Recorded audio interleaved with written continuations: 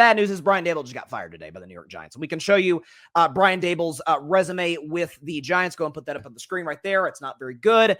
Obviously, the 9-7-1 year in 2022 helped them get to the playoffs and win a playoff game in Minnesota.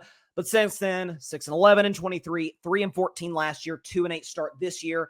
And the Giants, over the course of his tenure at the Giants, he is 20 games under 500, double the losses that he has the wins. For years, I have been a pro Brian Daboll guy. I have. I thought what he did in 2022, taking over a Giants franchise that was dead in the water, irrelevant, no one cared, taking them to the playoffs, winning a playoff game in Minnesota, getting Daniel Jones to fool people thinking, at the time at least I thought, that Daniel Jones was good. He gets a big contract, and then Daniel Jones comes back down to earth.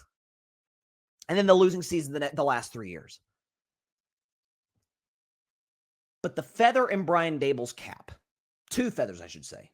Brian Daboll fixed Josh Allen, or at least helped Josh Allen develop into the elite quarterback we know him as today. While that is not entirely false, Josh since then, I mean, you've seen with Joe Brady, won MVP with Joe Brady. Outside of this year, which we'll talk about Josh and the Bills later, but by and large, just cut out the mistakes that he had with Daboll and even before Daboll. And the second biggest feather in the cap of Brian Daboll, the one that people like me have always come to his defense on, I mean, what are you going to do? He had Daniel Jones. He got to the playoffs with the guy. Like, that's impressive. Fool the Giants management into thinking he was good.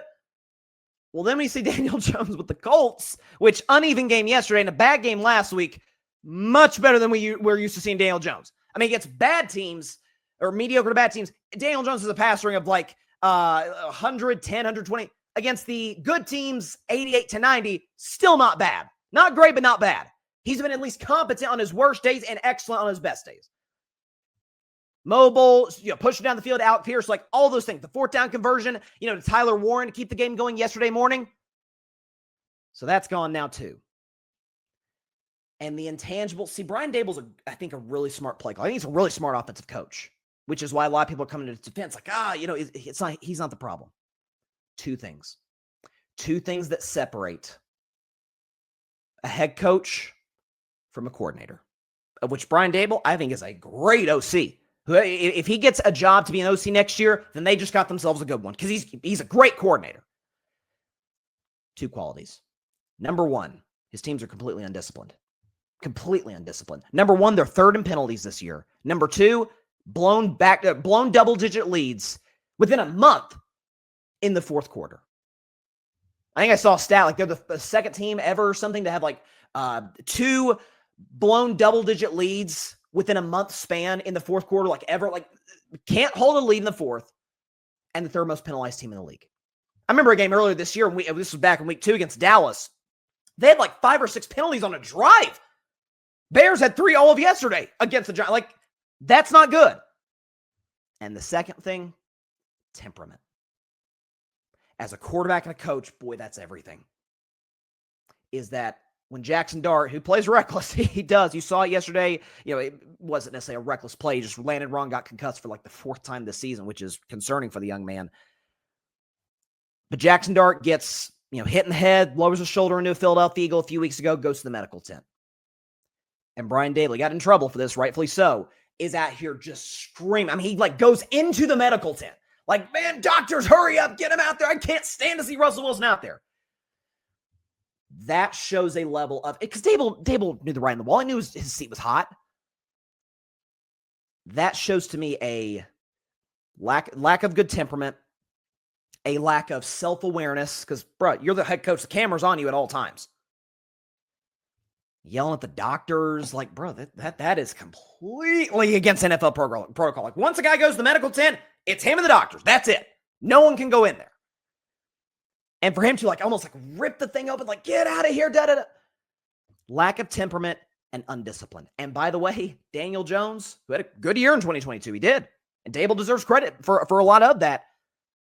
But he's now balling in Indianapolis even more than he was with the Giants.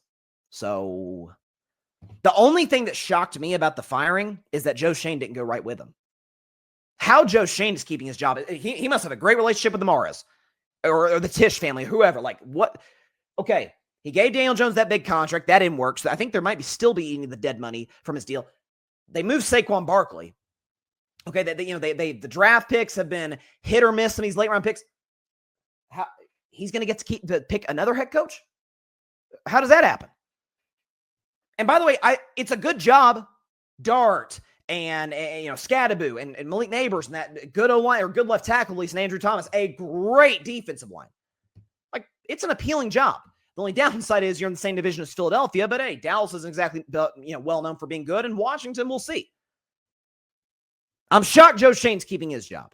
As for Daboll, the writing's on the wall, bro. You lost double the games that you won. You're out here ripping medical tents, screaming at the doctors. Your team can't hold a double-digit lead in the fourth quarter twice in the last month. You're third worst in penalties this year. I mean, put up the record again. I mean, the record is what it is. It's a win-or-loss league when it comes to head coaches. Brian Daboll's lost a lot. I mean, when you're 11-33 in your last 3 years, like, you're not going to keep your job very long. And I think Daboll's a smart coach. I do. If whoever hires him to be their new OC, kudos. So, but the decision did not shock me in the slightest. So, we'll see the Giants. I think, is it Kafka who's going to take the job as the interim head coach? We'll see. It's not between that and Tennessee. I think the Giants are a far more appealing job because they've got far more talent. And for the flaws of the Mara family and the ownership at times, it's still New York. I've been in Nashville, love Nashville. Great city. But New York's different, man. Now, maybe it's more expectations. Maybe it's a drawback in that regard. Thanks so much for watching the show on YouTube, and be sure to go click that big red subscribe button and check out the other clips and full shows from Carving It Up Live, as well as our other incredible content creators here on the Grid Network.